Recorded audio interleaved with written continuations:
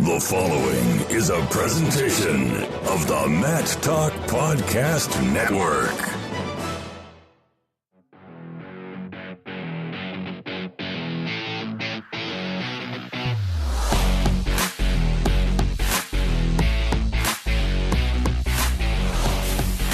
Welcome to On the Mat. I am Kyle Klingman of the National Wrestling Hall of Fame, Gable Museum, joined by Andy, the Hoch-eye Hamilton. And I don't mean the team. I mean Justin Hoch. And for those who don't know, this guy is a fantastic photographer. And I think there's a lot of people that don't even know how to pronounce his last name. So how did you tie my name in with Justin Hoch? What's the connection there? You are a Hoch guy. I think you like Justin. I'm a Justin Hoch guy. Yeah. I'm a fan. Okay, I got That's what I said. You're a Hoch guy. Justin Hoch guy. And he has Big a fan. Hoch-eye. Big fan of Justin Hoch. Yeah. And I think that the Hoch-eye theme for him, he has a Hoch-eye. He is on point when he's taking photographs. He has an eye like no other in our sport for good action shots, good stills. He's taken some great photos of us that we've both used and appreciated. Justin Hoch's the man. I wholeheartedly agree with you on that. I'm still struggling to see what sparked Justin Hoch in your mind. How could it not? I see things the way that Justin sees photographs. I just have this picture in my mind of you being a Hoch guy, and we had so many good memories of him at Budapest or in Budapest. I'm glad to hear you're saying it the right way. Well, I say it for you. I do this for you. It's kind of like the song, I do this for you, and I want you to feel comfortable on this show. But I am a Justin Hoch fan. I am a Hoch guy, too. No doubt about it. He's an artist. It's funny when you see certain things that remind you of certain people. There were some Gatsby hats for sale at the mall in Bucharest when I was over there for U23s. And instantly, that's the guy I think of. I think of two people when I see Gatsby hats. I think of Justin Hoch and I think of Royce Alger. For good reason. And he's deliberate about wearing that hat so people know who he is. Just that, hey, that's the guy with the hat. That's his MO. Yeah. Now, for those who don't know, check out his work. He's fantastic, but it's spelled H-O-C-H. And so most people pronounce it Hoch or Hoch. It's Hoch or Hoch. It's Justin Hoch. So get it right. He does have a Hoch-eye, great eye for photography. And hey, the Fire Inside. How cool is that project? It's the best. And it never ends because he keeps adding more work to it. International flavor.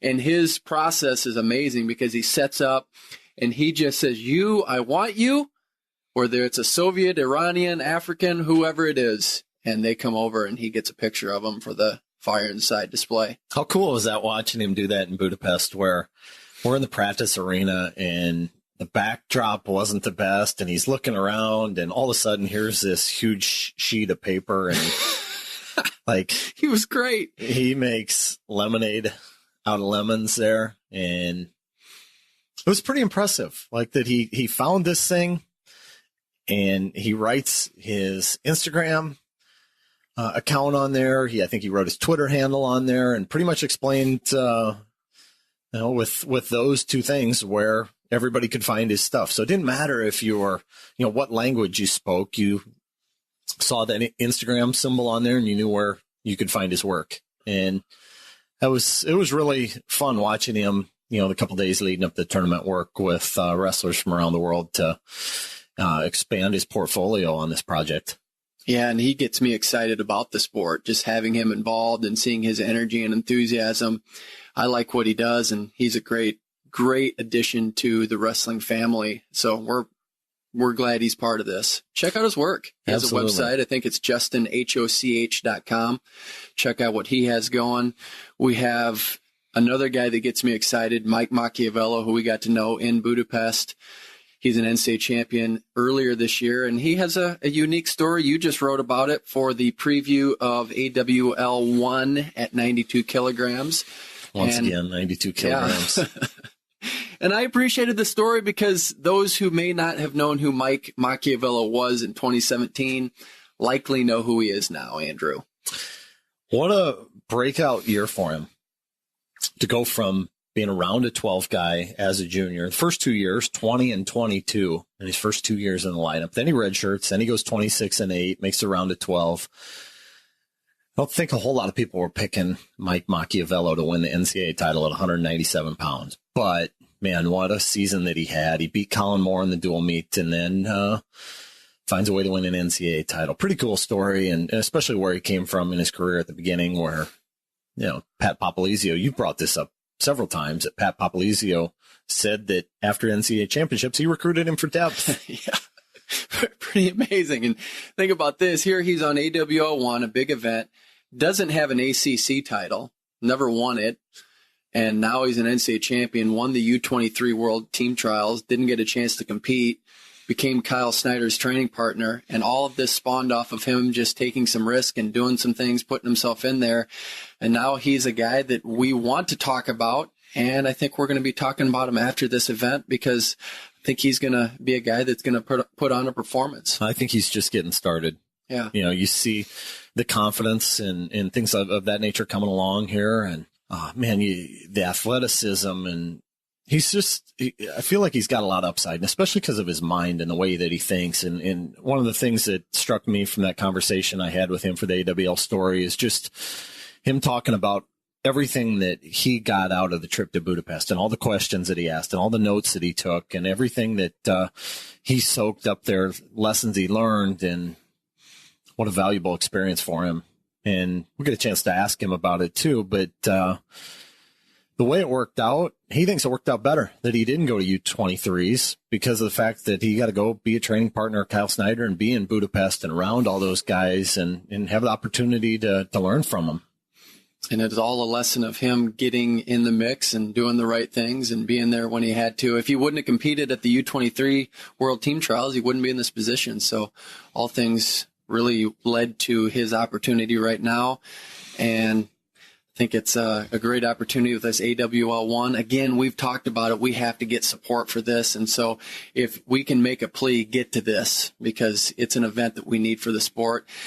You have talked about this, and I think we need to keep repeating it, is that we're so top heavy on the wrong end, is that we're youth top heavy. And then once we start getting to the higher levels, we keep diminishing. Let's change that trend. Let's flip flop it and make sure that our pro end is the one that's thriving and strong. Why not both, right? I mean, that's the way you think, I'm sure. Yeah. But the point being, let's see 17,000, 16,000 people in the stands for World Team Trials, Olympic Trials, U.S. Open, Final X, World Cup, AWL. When we have the biggest stars out there, they have the biggest crowds rather than the exact opposite, where you get 20,000 in the seats for all sessions of the NCAA championships. And then you flip it around, we got 6,500 for the World Cup, maybe about that for all three Final X events. They're missing out. The wrestling community's missing out on a great, great product right now on the international front. Maybe people are tuning in and still watching it from afar. I think there's a certain segment of the wrestling population that is. But that being said, we should be filling the stands. It's such a good product right now. The United States is performing about as well as ever. I mean, you look at the medal count this year, the World Championships, it's never been greater than it was this year at all the age group and senior level World Championships. So USA Wrestling's thriving right now. We got some major stars to market around, and we just got to figure out what it is that's preventing people from being in the stands and unlock that door. And I think we're on the right track. I think the fact that people are getting a little more acquainted with international stars, and it's to Chael Sonnen's point last week. It's difficult because the fact that some of these names are really hard to pronounce, and it's hard to follow international wrestling to a certain degree with the fact that a lot of these matches, a lot of these world championships, ranking series tournaments, they're taking place in the middle of the night. So that makes it a little bit more difficult. But I think we're becoming more acquainted with guys like Sajalayev, Frank Chamizo, Petrishvili, Akgul, just to name a few. Yeah. that hopefully we're about to see a breakthrough on the attendance front on the international styles. So let's take your point there, and I want to just get your input on how this works. So Dan Gable, from our vantage point, working at the National Wrestling Hall of Fame, Dan Gable Museum, he's still the star. He has staying power. He's stayed relevant. Donald Trump is talking about him, and you could just go into lots of different concepts of different people that have put him on a pedestal that it's just unprecedented what he's brought to the sport of wrestling. And so when we go to Hoch-eye Nationals, which is this upcoming weekend, Dan's going to be signing autographs. So they have approached me and said, if we can't get Dan, who else can we get? And I racked my brain about that, because you don't want to be in a situation where you embarrass someone and put someone there and there's no autograph line. How do we get that to the point, or maybe we're in the beginning stages, to make sure that if Kyvan Gadsden is there, he's marketable enough that he can be a star and that people identify with it? Are we going to get to that point where the Dan Gables of the world are going to multiply and we have those stars that are going to be there for autograph signings that they can attach to and know about?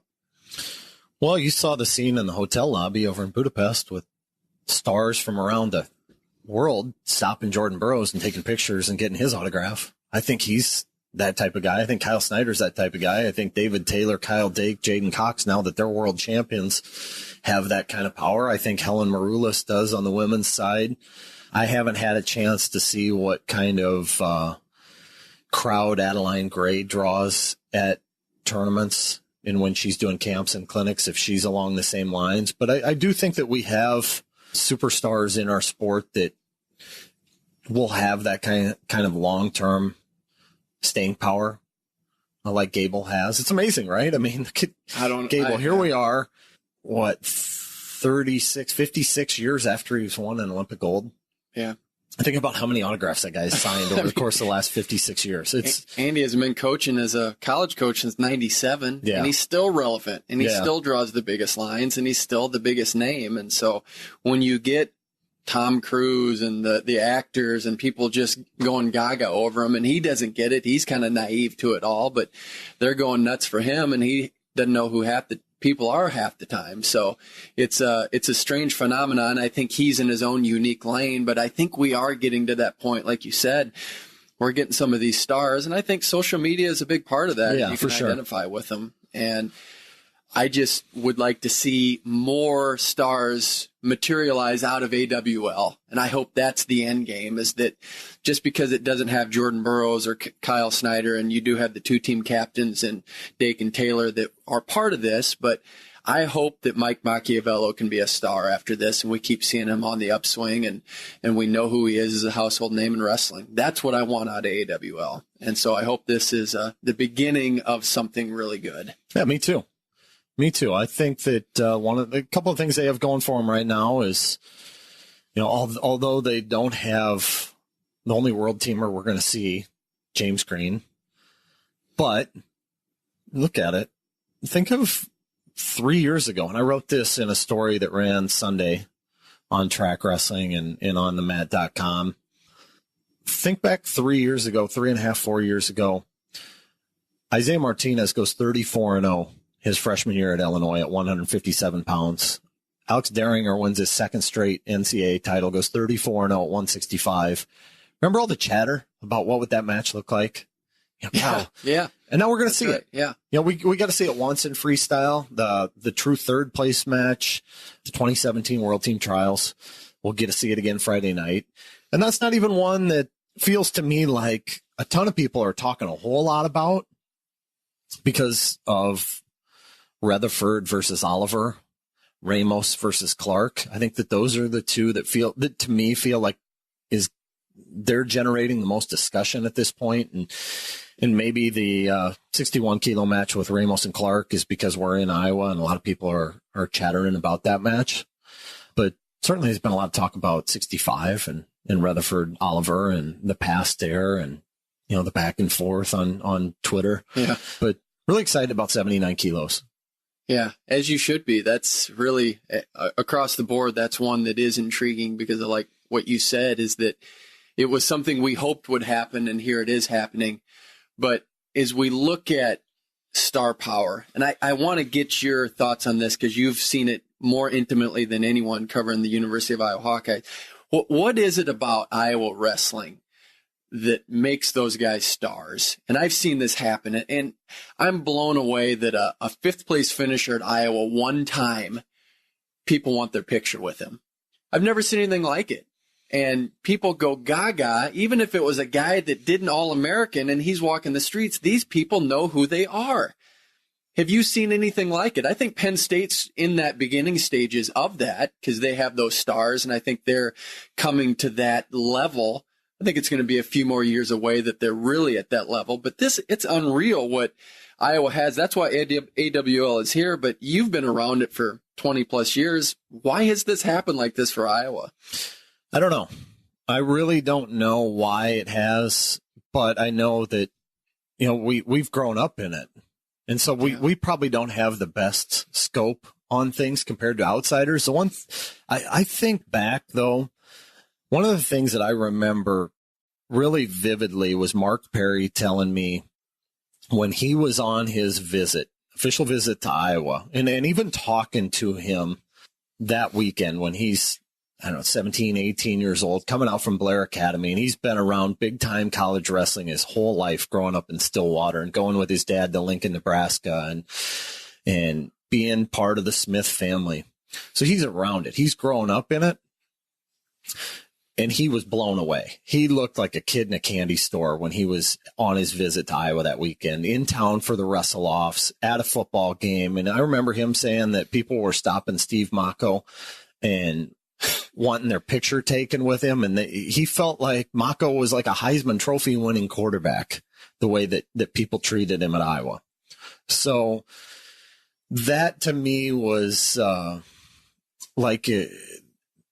was a moment where I realized that, this is really, really different here in the state of Iowa. That when somebody that's been that close to the fire in college wrestling and six-time World Olympic champion John Smith is his uncle, when he's blown away like that, it really registered with me that, Iowa's unique. Yeah. And it is in that way. And I think it's unique not only for Iowa wrestlers, but I think that other wrestlers that come in, like the Dakes, the Taylors, when they came in for the World Cup, they got the star treatment. Like they walk the streets and they are now big time when they come to Iowa City. And I saw that with Spencer Lee. They had a camp up in Cedar Rapids.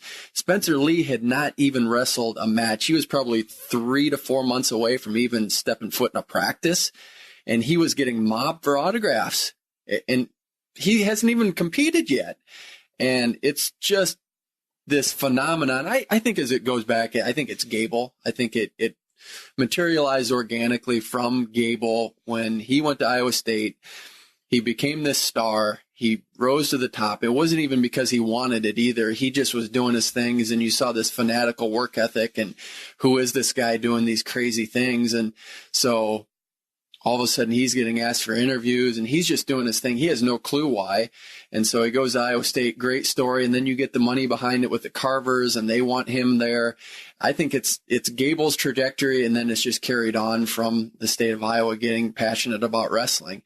Why it's stuck, it's hard to know why Iowa has this area and this box around it that's unique because, hey, we're in this area. It's hard to know why. You go to Gilbertville, Don Bosco, it's wrestling crazy, and they're all about it, and they're drinking beers right now, and they're talking about the local wrestlers. It's this culture we've built.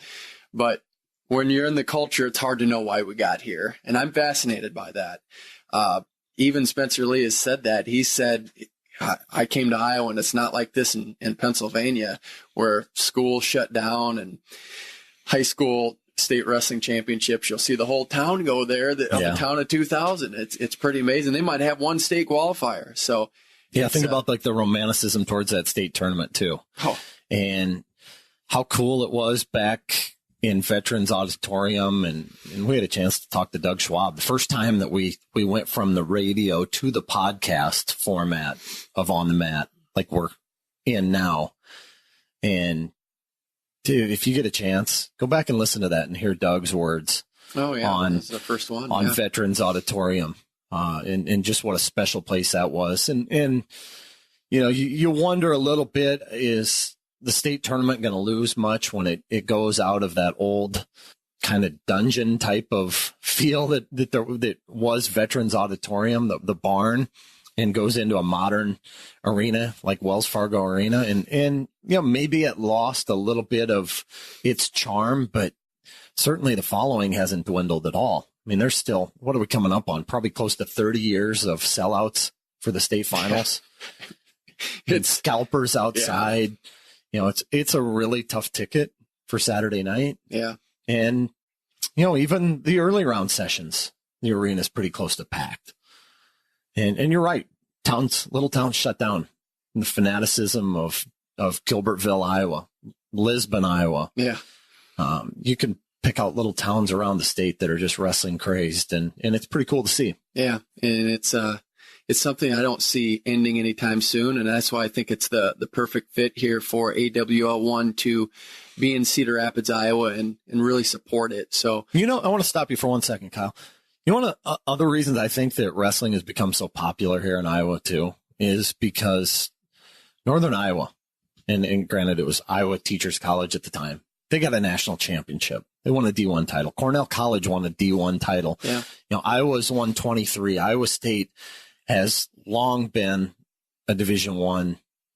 How many championships have they won? Eight? Yeah. 8 NCAA titles. They've had how many Olympic gold medals? Pretty close to that too, right? Six Olympic gold medals. So there's such a rich tradition, and it doesn't matter if you're a Hawkeye fan, a Panther fan, a Cyclone fan. Grandview has reeled off a string of NAIA titles. Wartburg has done it in D3. Numerous junior colleges are regularly in the mix to win titles. So if you're a college wrestling fan in the state of Iowa, you've got some tradition to hang on to. And I think that's what drives it as well. Yeah. And especially on that D3 level, we think about it in the context of Division I, which you have 3 programs here in the state of Iowa, and that drives that. But when you have other places that you can put that energy that aren't just Division I and they're successful, I think that certainly enhances it. And once you build that tradition and have it stabilized, and then I think admittedly there's something to do with being an agrarian society. Agriculture's big, and you're tough, and you have to grow up in a certain way, and you have that outlet. And it's a winter sport. It's cold, so you have that as an outlet. That doesn't explain away Minnesota some way. They've built a tradition on their own, but I think Iowa does have that unique flavor that is all of its own. And it's a great place to start, and that's why you've seen tremendous crowds at the Olympic trials, and why you see these events coming to Iowa time and time again. And that's why it's a perfect spot just to start from. This is a good launching point for AWL to start in Cedar Rapids, and that's why you do have to support it. And I don't know, as we go into a big rivalry, Iowa versus Iowa State, we just got news Michael Kemmer is out for the season. That's a huge blow. But I'll tell you, even though Iowa State's still coming along, it still means something to this state. And it's getting even more heated with Kevin Dresser being there. And we just know he's not a big fan of the University of Iowa. And I just think that enhances the entire product and why you want to go see it, because there's reasons you want to go see it now, even though Iowa State is not going to win the dual meet. Yeah, they're climbing. They got a long ways to climb still. Sure do. To get to Iowa's level, but it should be a more competitive dual meet than it was a year ago, and than it has been in a long time. But that being said, I think the Hawkeyes are still heavy favorites, even without Kemmerer. Iowa was able to roll out half a lineup last week of starters and still handled Purdue. I think the Hawkeyes, when they get closer to full strength, we're never going to see them at full strength now, right? Yeah, because of Kemmerer's injury, unfortunately, but it's still a lineup with a lot of firepower, and you look up and down, there just aren't a lot of places where if I'm an Iowa State fan, I'm feeling really confident I'm going to get a win here. I mean, look at, Austin Gomez, a rising star at 133 pounds. Well, Iowa's got one of those too. And Jarrett Deegan at 149, round of 12 guy. Iowa's got Lugo there too. Willie Miklas, All-American transferring from Missouri, potentially against Jacob Warner. Are we going to see his debut in a Hawkeye lineup? Well, Warner beat him up pretty good last year in their first match, major decision. So I think the key for Iowa State is finding, number one, being able to come off the bottom. That's been the long challenge for Iowa State in this series, is just getting saddled and ridden and having a lot of energy taken out of them on the bottom position and having matches dictated that way, and Iowa just being overly physical with them. So, that's a big key, that you want to see progress in that position. You want to see more fight, guys not taking a back seat. And then you certainly want to see that your guys, that your horses this year, 33, 41, 49, I think Marcus Coleman at 174 has a lot of upside. And then Miklas, you want to see them finding ways to get their hands raised.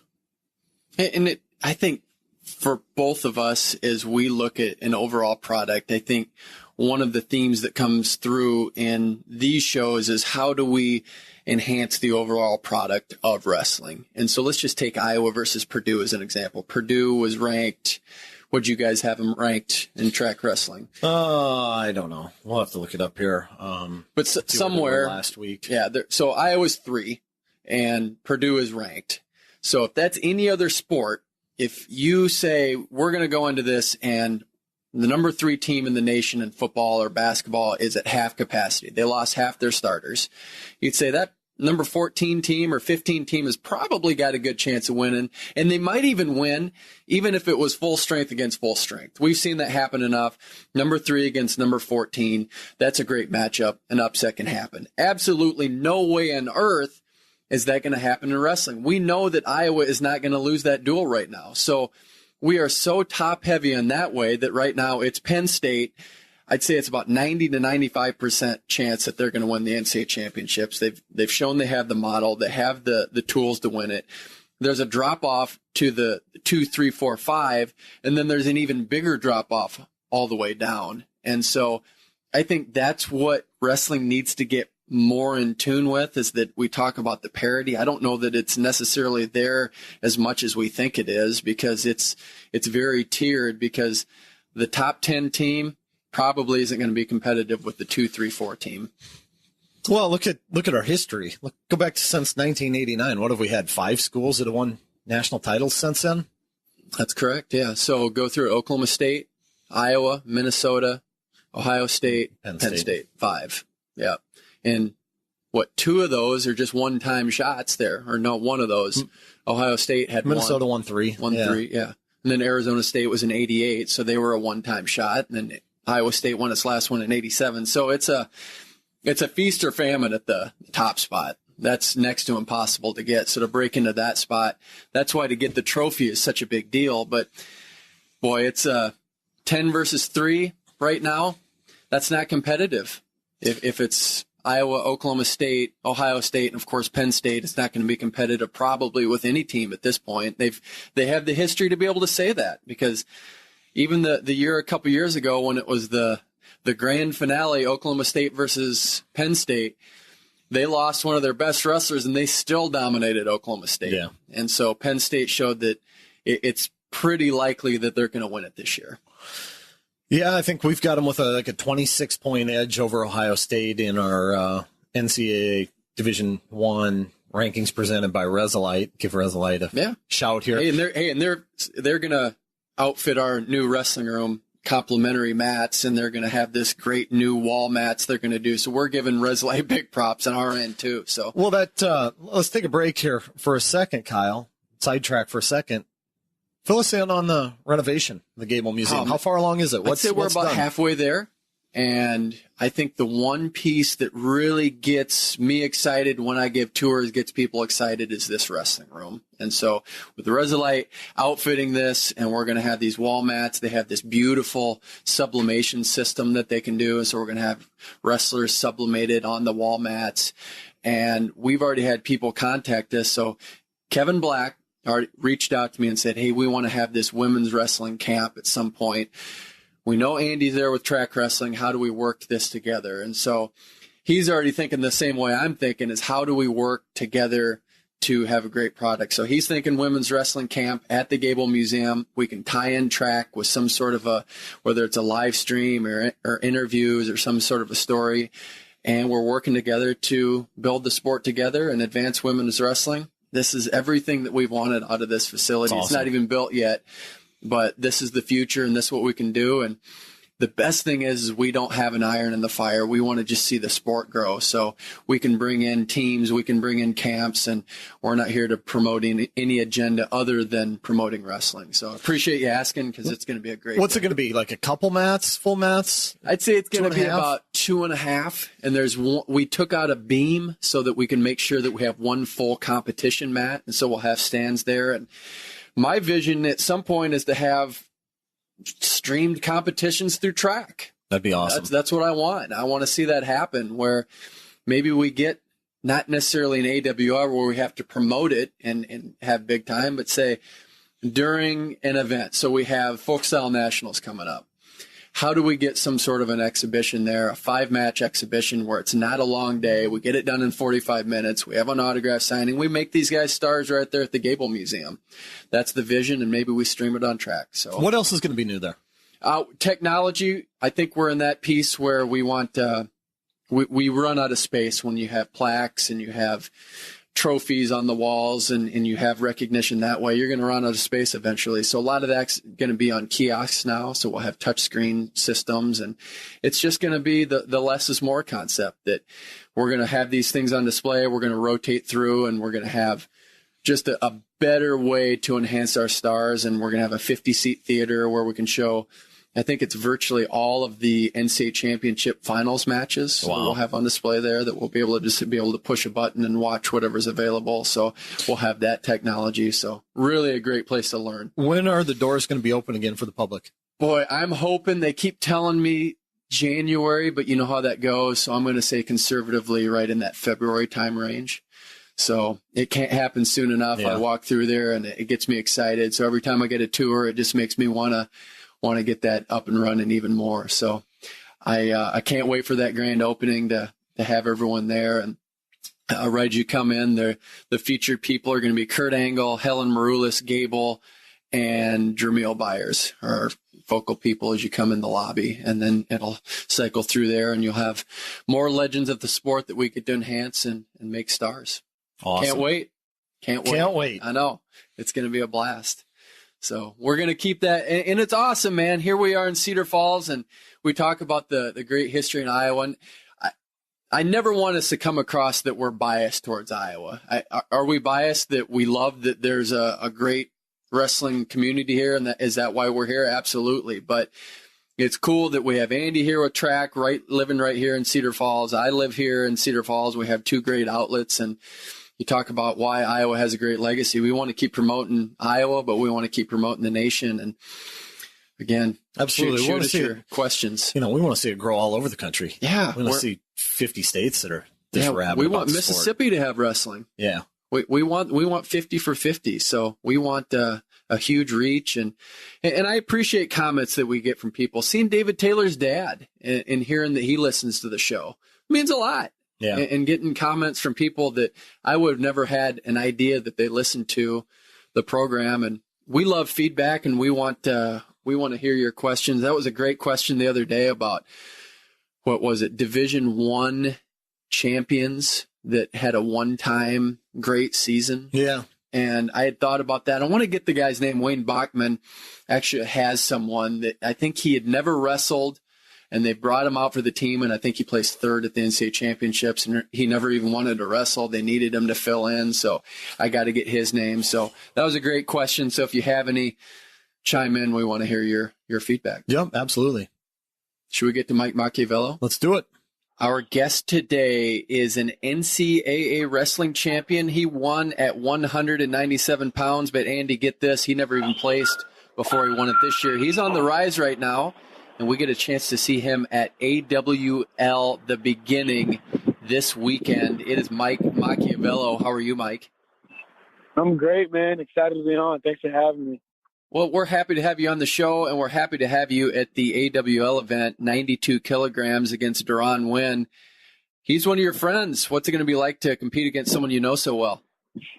It's going to be a lot of fun. Him and I actually FaceTimed earlier today, talking trash to each other a little bit. So it's one of those things where it's like, it's going to be a lot of fun, and it's also going to be really, really competitive. So that's my guy. And I think I'm really excited for him because, he's making a name for himself in MMA. And he just had that fight last week against a UFC veteran. And I think he's probably going to get picked up either by the UFC or someone big here real soon. And, I'm glad that he's doing well, but I'm even more excited to compete and scrap and give everything I got this weekend, So I've been itching for some competition, and for this to be my first competition since U23s, I'm just really, really excited and ready to get out there. Mike, I'd like to point out, first of all, that we've got Kyle converted now to the metric system because he said 92 kilograms. That's been a battle all fall long. So he's fully adjusting to international wrestling now, which is good. But also want to ask you, can you share a little bit of what the trash talk sounds like between you and Duran? Is there anything that you can share with us what that's like? Yeah, so just some of the trash talk was pretty much, he's asking me like, hey, man, you ready? I'm like, yeah, LOL. Of course I'm ready. Born ready, stay ready. And just, asking me if I was scared. And I was laughing at him for asking me that. And I asked him if he was. And he responded, he's like, you know what I'm not scared of? And I just told him, I was like, what, scary movies? ? So it's just a lot of humor, a lot of banter that you would have like with someone who's like a relative or somebody you grew up with. And when we were out at the OTC, I woke him up for breakfast because he wasn't up yet. And so I knew he was asleep and he was getting up late. So I had my phone ready to take pictures of him. And I just got a lot of funny pictures of him in his dorm room. And I was thinking about posting one, and someone was like, excited for my guy, but even more excited to tuck him into bed or put him to sleep Friday night, something like that.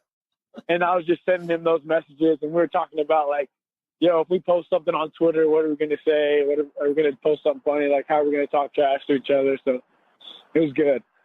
What's that like to have trash talking in a social media form where everyone can read it, everyone can be a part of it? Andy and I aren't trash talkers, so you need to fill us in on what that's like to have that platform to be able to talk a little smack.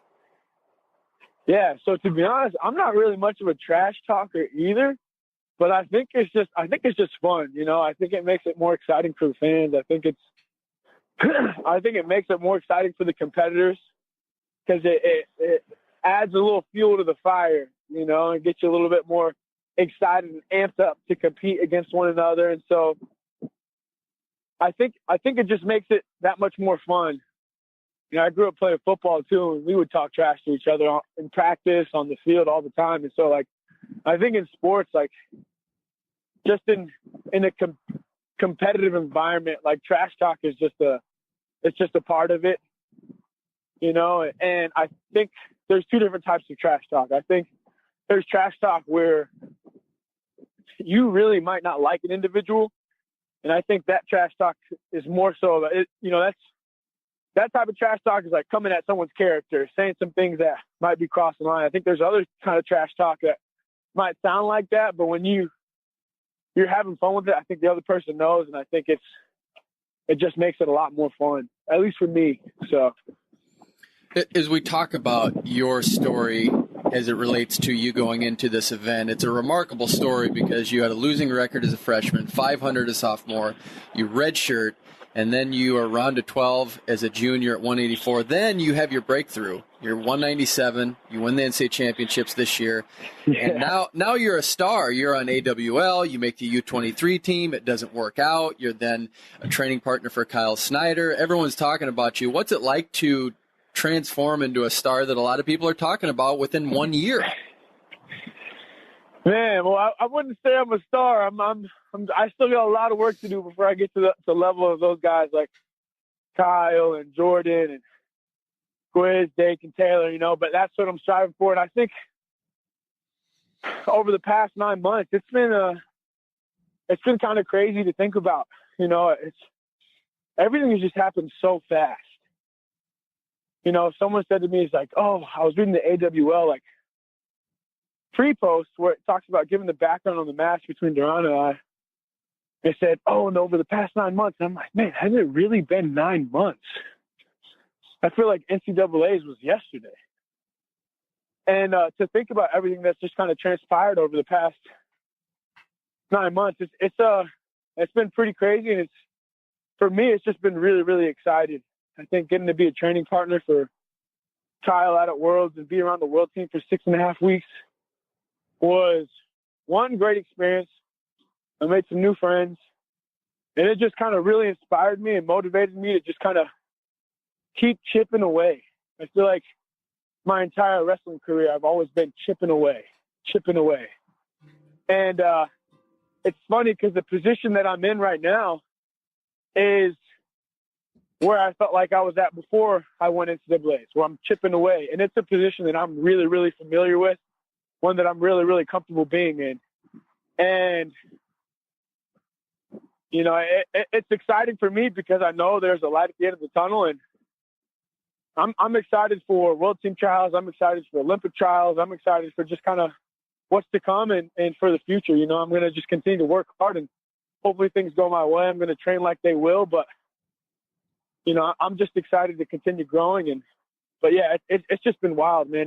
I don't really have a whole lot of words to describe it. It's just, everything's just kind of happened so fast.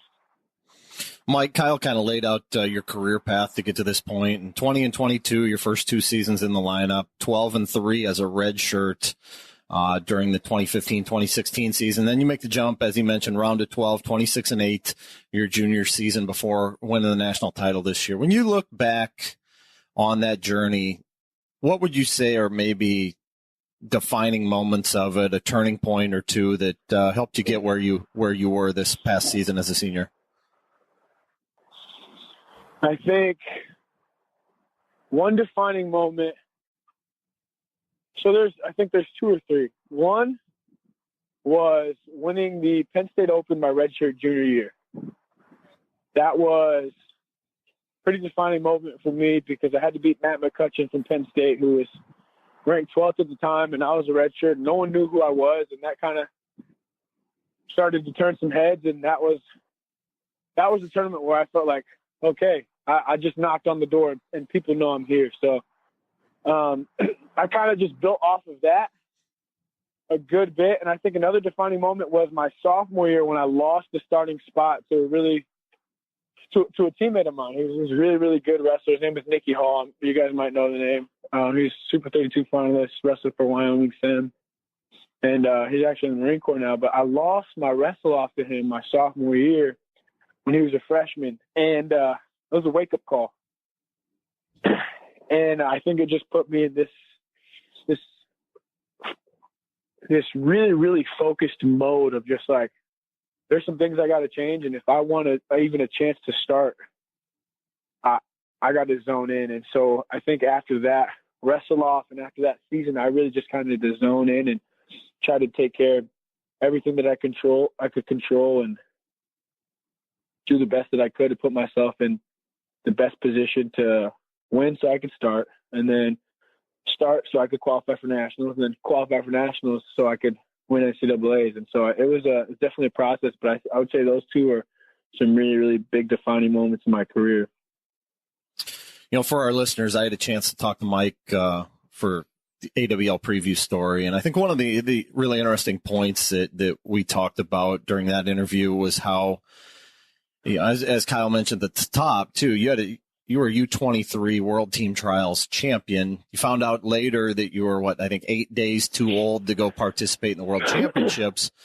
But a lot of good came from that, from winning the trials and being able to go to national teams camp. But, you know, looking back on things, you were telling me that you felt like things worked out better for you in the long run because you got a chance to go be Kyle Snyder's training partner in Budapest rather than preparing yourself for the U23 World Championships. Can you kind of share that with our listeners of all the benefits that you think came from that opportunity to go be his training partner and what you picked up over there in Budapest? Yeah. So I just learned so much, and I feel like I soaked so much up while I was out there. Anytime I wasn't training with Kyle, I was rolling with someone else, whether it was Casey Cunningham, Terrell Delagnev, or whether I was asking, you know, David or Dake or Burroughs for some tips or Bill Zadek. I was trying to pick somebody's brain at all time. I was taking notes. I was having conversations, whether it was with Kevin Jackson. And I just really kind of tried my best to seize the opportunity.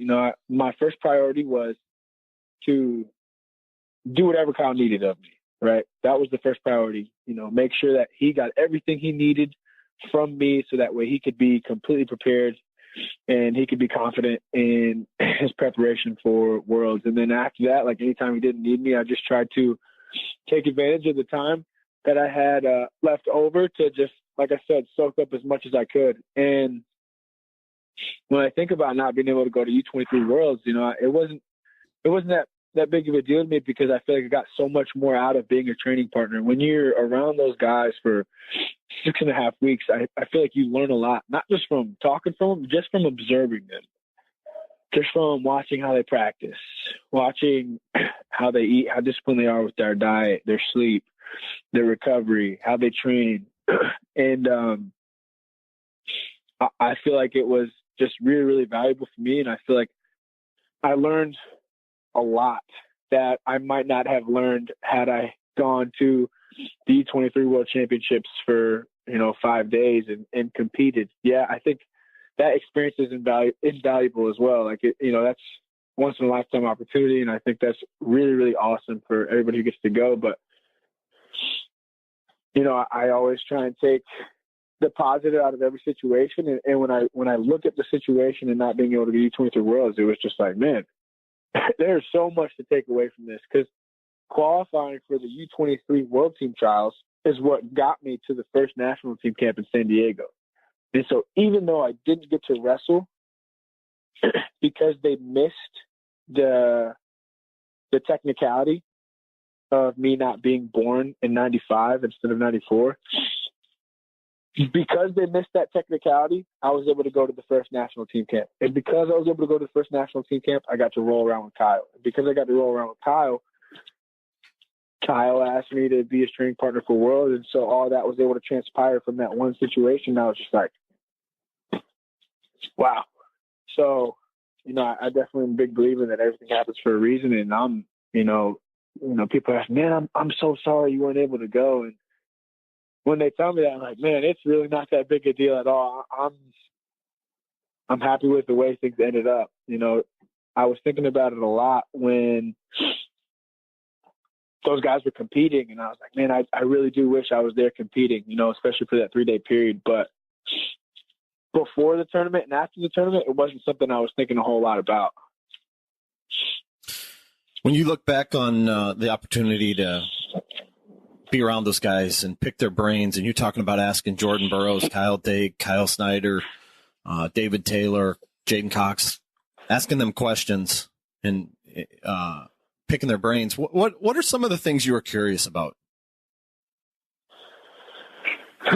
I think I kind of I was looking for more like constructive critique, wrestling with those guys that, okay, like, we were able to wrestle. Like, what are some things that you felt like I could improve on? I wanted to learn like what they thought I could improve on the most, so that way I could start to focus and zone in on those areas. And so I'd ask, like, hey, what do you think I need to work on the most based off of that goal, or based off of, that feel or whatever. And then I also, I wouldn't ask them too much. It was more so like during training. But, we'd get into like conversations about like the mental aspect of things. Jaden and I at least did a good bit. And then Bill Zadek, I sat in Bill Zadek's office for about an hour just asking him questions. And I got a lot out of that as well. But I would just kind of ask, okay, like, what's the biggest difference between someone who goes to the World Tournament and places and someone who goes to the World Tournament and wins it? What's the biggest difference between, stuff like that? What's the difference between the best in the world and being someone who, and what's the difference? What makes someone like Jordan Burroughs so consistent? What's the answer? Questions. Did you get the answer? I got some good answers. I don't want to spill the beans. Okay, because I'm fascinated by that. that question. Yeah, so. but I would just ask, a lot of those questions, and I think it's simpler than people think. I think it's simpler than people realize. That those guys, one thing that I just kind of learned was, one, they're normal people just like everybody else, but man, their focus and their discipline and their desire to be great isn't just,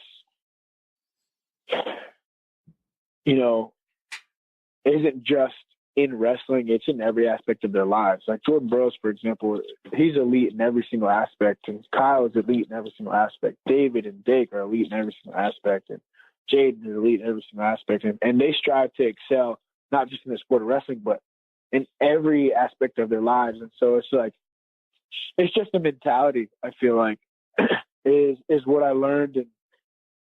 And it's not just thinking that way, but it's going about your day in that manner. Like, okay, sleep is something I need to work on. And this is so simple, but Kyle gets 8 to 10 hours of sleep a night. And I told him, I was like, man, I got to do a better job of that. I get like 6, 7. He's like, what? You get 6 hours of sleep a night? And he was like shocked. And for me, like his reaction was just like, man, the value that he puts on sleep it's up there. And when I talk to our sports psychologists here, when I talk to other people who are just elite wrestlers, and when I think about Nick Gwiazdowski and being able to train with him for the past 5 years, sleep is something that he emphasizes. The dude doesn't compromise on his sleep, and that's something that he's really, really consistent with. And so just, little things like that people don't really think about, and then just being consistent with them is the biggest thing that I learned. Consistency. Didn't you annoy Nick Gwiazdowski with all your questions when you guys were teammates? I did. I really did. I definitely did. Yeah, but he would answer them. So, a testament to what kind of guy he is. He's definitely a brother for sure. How much did that help you get there to being the champ? I think it helped a lot. I think it helped a lot because, you want to get somewhere. You want to, you ask someone who's already done it. They can kind of tell you how they got there, and then you listen and you take from it whatever you think is valuable or whatever you think will help, and you start to implement it. And so I think consistency is something that I learned from Gwiz. He didn't go nuts and try and run his legs in the ground and run 20 miles a day, but he made sure he got 8 to 10 hours of sleep every single night and didn't compromise on his sleep. So he was well rested, and that carried over to his training. And that's just a small example, but you think about, okay, you're well rested, you sleep, right? That means your ability to focus throughout the day is going to be a lot higher because you're not groggy or tired, right? And so then your ability to focus in practice is high. So now you're paying even better attention to the technique that's being shown, right? And then on top of that, you have more energy. You're not dragging your feet. So whenever you're training, you're getting the most out of your training and you're executing the technique to your best of your ability. And then you're trying to go as hard as you can in practice. And, you compromise your sleep. Maybe your ability to focus, maybe your attention span is a little bit shorter. Maybe your eyes start to close a little bit whenever the technique is being explained for a little too long, and stuff like that. And I think it carries over, and I think it compounds, right? So then you get 8 to 10 hours of sleep and you're able to focus and train super, super hard over a long period of time. It's only a little bit of difference in one day, but over time it's a massive difference. And so just stuff like that and the mentality stuff was really, really helpful. I remember he told me one year, it was my sophomore year, he was just like, it's as hard as you make it. I'm like, what? That's it? That's all you got for me? And he wasn't kidding. It really is as hard as you make it. Now, after the NCAA championships, you found out that your coach, Pat Populizio, recruited you for depth. What was it like finding that out that you, as a one-time state champion, weren't one of his blue chip recruits, that he was just looking at you for depth? At that point, it was just kind of funny. I just thought it was really, really funny. But it was also just really, really cool to think wow, man, you're able to defy the odds a little bit and exceed expectations. And for me, that's something that I take I don't want to say pride, but I take a lot of joy. I have a lot of joy in that because, like, I was just raised the way my mom, you know, always exceed expectations. You got to do more than what they ask. And so, like, that's just how I've always been. And to be able to do that with my wrestling career was really, really cool. Mike, what was your recruiting situation like? Recruiting situations. I got recruited by App State, Bucknell, NC State for wrestling. I got recruited by Wingate University, which is a D2 football school, for football, and then University of Charleston in West Virginia for football. So I took official visits to Bucknell, NC State, Wingate, and University of Charleston. So I took 2 official football visits, and I took 2 official wrestling visits. Bucknell was a little far, but I liked the school just because of the academics. NC State was close to home. The facilities were insane. It was an ACC school. And the coaching staff when Pat got here was top notch. And that's really what kind of sold me. I was like, man, these coaches are some of the best in the world. Because at the time we had Jameel Kelly, who was an Olympic silver medalist. And I'm like, man, who better to learn from? And so that just kind of really, really got me excited to come here. And then when I came on the visit, my official Pat talked about the culture and no drinking and no drugs and the lifestyle that he was trying to create. And I'm just like, well, to be honest, I do that anyway, so it's not really much change here. And then, you know, I knew that was only going to help me be a better wrestler if I would be able to focus more and get less distracted. Because I think, you know, college is a place where it's easy to get distracted. And not that that's necessarily a bad thing, but when you're trying to accomplish things that are really, really hard to accomplish, I think you have to sacrifice things that not everybody's willing to sacrifice. Did you sign in the fall or the spring? I signed in the spring because I took the football visits, but I verbally committed to NC State in the fall. Okay. What position were people recruiting you for to play football? Safety and linebacker. Any regrets on that? Any regrets on not playing football? No, but I do remember my freshman year. After my freshman year, I was like, man, this is hard. I should have played football. And I remember my sophomore year, because I had a high school teammate who ended up coming here 2 years later for football. And he kept trying to convince me to come play football. And I was like, man, you can't tell me that 3 years in. I've already invested too much. And I remember asking, because I used to kick also, because I grew up playing soccer. And I remember asking Frank Beasley on our way back from University Nationals one year. I was like, hey, Frank, what do you think about me trying out for kicker on the football team? Like, would it be all right with you guys if I just kicked? I didn't play in a position. I just did special teams and also wrestled. He took about 2 seconds to think about it and said, nope. I was like, all right. Now it's the end of that conversation. So, yeah.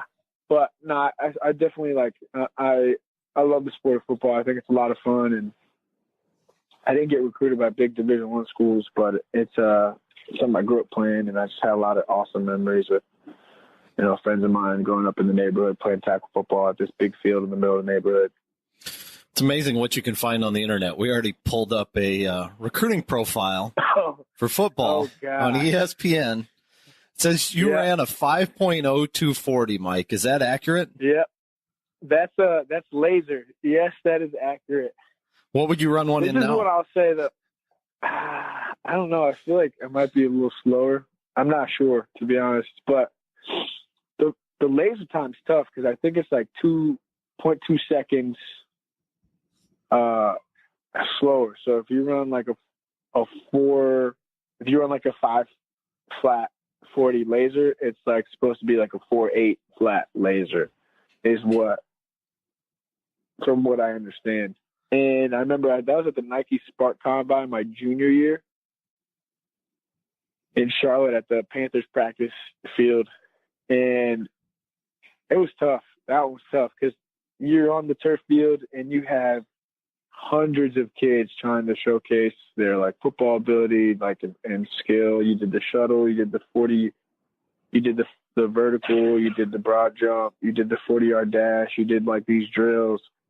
And I think we pretty much spent the whole day there. And by the time you get to like these stations, the turf from the stations, they didn't move the stations. And so the turf would have been so dug up. You just see like piles of rubber pellets where people's feet like had been. And it's just like, I'm not making excuses, but I think I could run a faster 40-yard dash than a 5-point, whatever it said. So, Was there anybody at that camp that made it big in college football?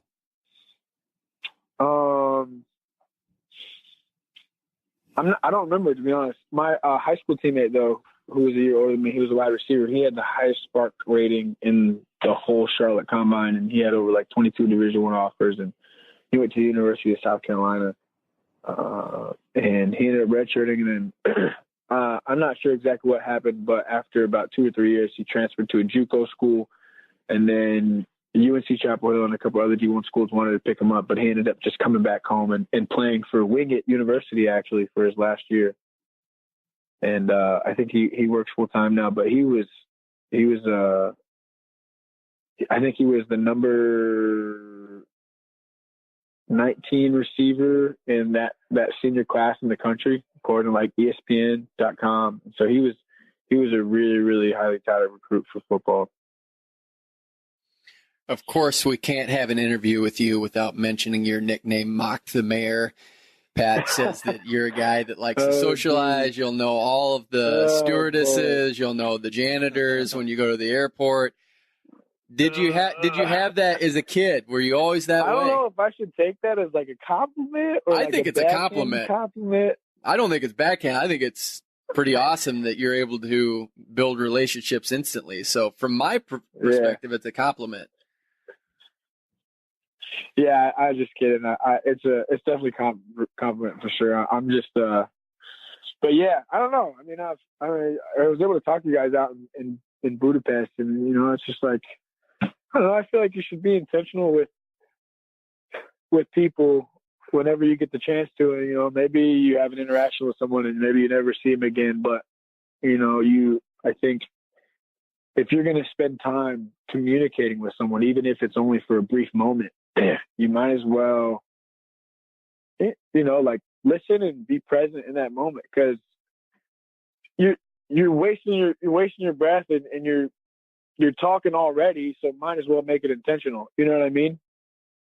So I wouldn't even, let me rephrase that. You know, when you're talking with someone, if you see it as like, man, I really don't feel like talking to this person, yeah, that's cool and all, but out of respect, you typically end up having a conversation either way, because you don't want to be disrespectful. You don't want to come off as whatever it is that you are thinking about. And so, like, if you're going to respond to someone when they come up to talk to you, you might as well just be intentional with that conversation. So this is kind of how I view things. Your birthday has been a big topic because of you missing the U23 World Championships. Your birthday is December 24th, 1994. That's the day before Christmas. What did that mean for you growing up? Did you get birthday gifts on the 24th and then Christmas on the 25th? How did that work for your family? So I did not get, I got a pair of PJs every year for Christmas Eve. But we hosted a early birthday party so that my friends could still come. Because when you have a birthday on Christmas Eve, everybody's spending time with their families. So not very many people are going to come over to your house on Christmas Eve, the day before Christmas, or the night before Christmas. And so when I was younger, they would have like a birthday party. My aunt's birthday, I think, is like December 10th or 11th. And so we would just have a birthday party together with my aunt. And then I'd have friends come over so that way they would be able to come. But yeah, it was interesting. Yeah. Usually people are like, your birthday's on Christmas Eve? I'm like, yeah. It's like, that's crazy. And, but I think it is pretty cool. Yeah, it is pretty cool. You are in 2018, so we're closing in on that. 2019, and then 2020 is an Olympic year. It is official that the Golden Unicorn of wrestling now is making an Olympic team, 6 spots available. What makes you think that you can get one of those 6 spots? Wait a second. So the Golden Unicorn of wrestling says what? No, the new Golden Unicorn is making an Olympic team because there's only 6 spots available. So every 4 years there's 6 spots, and you are going after one of those spots, presumably in 2020. What makes you think you can get one? Anything's possible, man. Truly believe that. That's why I think. That's why I think I can get one. Anything's possible. So I think one, I kind of, my faith is really important to me. And so obviously that's what I'm striving for. And I'm not sure what, God's got planned for my life, but I know whatever he does have planned for my life is a good one. But you better believe that I'm going to continue to take that mentality that anything is possible with me and carry that with the rest of my life. I think that's what helped me get to where I'm at now, and definitely not something that I'm going to lose. And so when I think about that, it's just like, okay, yeah, it might seem unrealistic. Yeah, it might seem like it's going to be really, really hard. And it is going to be really hard, because when I think about the gauntlet of people that are going to be competing for a spot in any of those weight classes, my mind's blown. It just shows like the type of depth and talent that we have in USA wrestling. And it's just like, just to be able to compete for a spot is a blessing. And so I'm just really excited for that in itself. But like I said, regardless of how unrealistic it may seem, I think anything's possible. And when I think about my journey, me winning an NCAA title seemed pretty unrealistic, and I was able to accomplish that with the help of so many people. And, I'm training full-time in Raleigh with that same group of people who helped me get to where I'm at now. And so I feel pretty confident about the jumps I can make moving forward until then. Mike, you thinking 86 or 97 for the Olympic year? To be honest, I have no idea. That's probably something I should figure out. I'm really just kind of focused on right now. I know 92 kilos for the next year, and I think going down or up will be not too hard for me. So I think it will be more so about what weight class is easier for me to go up or down to. And so right now, I think the likelihood of me going up or down is about the same. There's not really one I prefer to go up or one that I prefer to like. I don't really prefer to go 97. I don't really prefer to go 86. I wish there was a 92 kilo weight class for the Olympics. Unfortunately, there's not. But honestly, I really have no idea. It's not something I've gave a lot of thought to, and I probably won't for at least another couple months or years. So,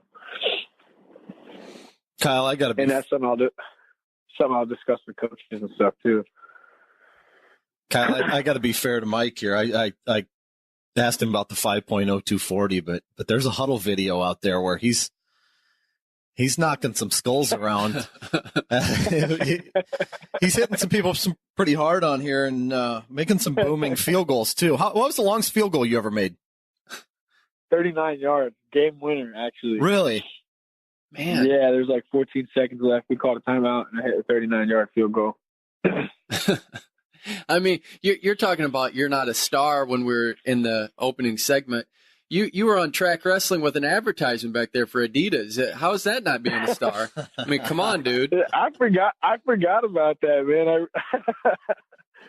Oh man, that yeah, was that's pretty cool. crazy to think about too. Yeah, that is pretty really cool.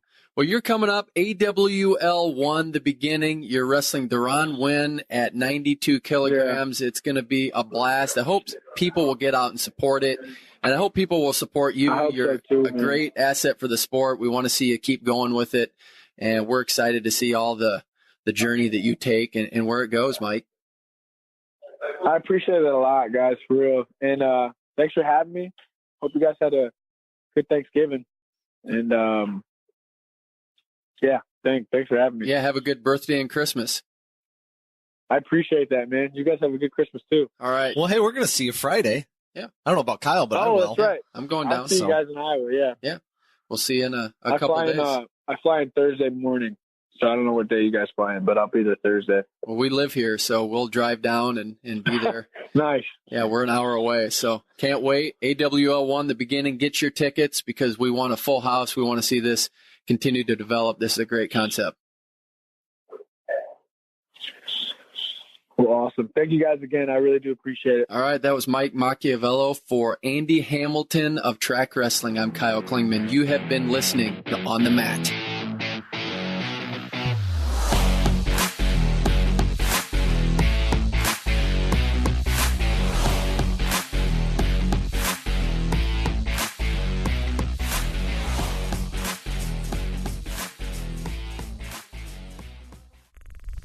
Show is part of the Mat Talk Podcast Network. For more wrestling podcasts, head over to MatTalkOnline.com.